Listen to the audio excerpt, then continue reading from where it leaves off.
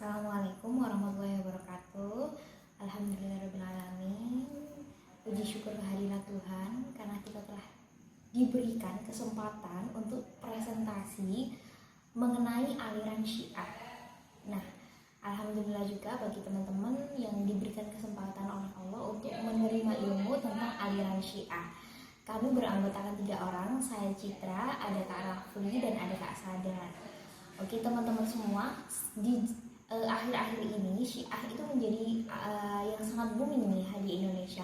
Lalu apa sih aliran Syiah? Syiah itu memiliki beberapa aliran gitu kan ya. Seperti apa Syiah? Apakah Syiah itu bisa diaplikasikan? Apakah Syiah itu aliran yang seperti apa gitu? Nah, saya sebagai pendahuluannya, saya akan memberikan sedikit nih clue-cluenya tentang Syiah gitu.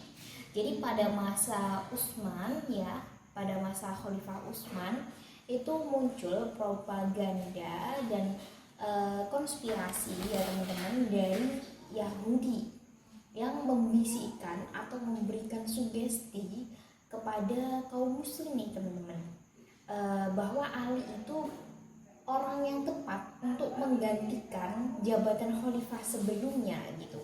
Jadi kelompok ini tuh terjadi propaganda nih teman-teman, dimana mereka itu membisikkan atau mempropaganda bahwa Utsman itu tidak pantas menggantikan yang sebelumnya, tapi yang lebih pantas itu Ali seharusnya gitu. Nah, akhirnya nih teman-teman, kedua putra dari Ali ya, Hasan dan Husain ya kan teman-teman, juga berhak memegang kekhalifahan Islam gitu. Propaganda ini menemukan tanah yang subur di Al-Madain, ibu kota dari Imperium Persia. Terlebih bahwa Husain ini kan telah menikahi putri Kaisar Persia gitu, jadi memiliki value yang lebih gitu kan ya, sebagai yang pertama keturunannya Nabi, yang kedua dia itu udah memiliki kayak kekuatan dari hubungan pernikahan dengan Kaisar Persia itu tadi. Terus dia juga Yazid singgah sananya dihancurkan oleh pasukan umat muslim yang telah menang. Hal ini menjadikan penyebab terpusatnya para imam Syiah sejak keempat pada keturunan Husain gitu. Nah, jadi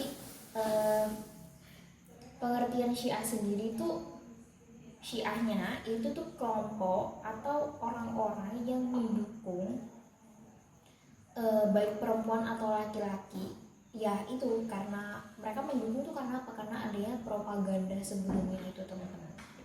Oke, untuk berikutnya akan dijelaskan oleh Kak Sadar. Silakan Kak Sadar untuk menjelaskan. Saya waktu dan tempat saya persilakan. Baik, terima kasih Mbak Citra. Akan saya lanjut. Asal-usul kemunculan Syiah. Ajaran Syiah berawal pada sebutan yang ditujukan kepada pengikut Ali, yang merupakan pemimpin pertama Ahl al-Bait pada masa hidup Nabi sendiri. Kejadian-kejadian pada munculnya Islam dan pertumbuhan Islam selanjutnya selama 20 tahun masa kenabian telah menimbulkan berbagai keadaan yang meniscayakan munculnya kelompok semacam kaum Syiah di antara para sahabat Nabi. Akar permasalah umat Islam, termasuk munculnya madhab Syiah, bermula dari perselisihan mereka terkait siapa yang paling layak menjadi pemimpin setelah Rasulullah Shallallahu Alaihi Wasallam wafat.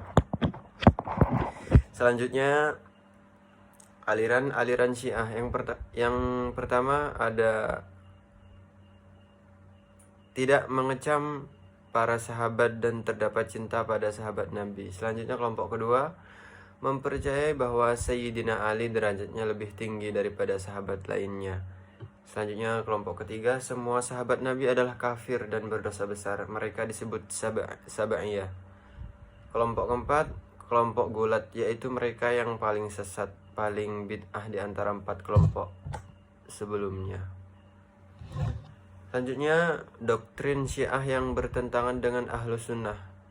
Yang pertama, kelompok Syiah yang ekstrim mengkafirkan para sahabat Nabi dan semua orang Islam yang mengikuti sahabat Nabi. Yang kedua, Pendapat Syiah tentang Al-Quran. Orang-orang Syiah mempunyai pendapat bahwa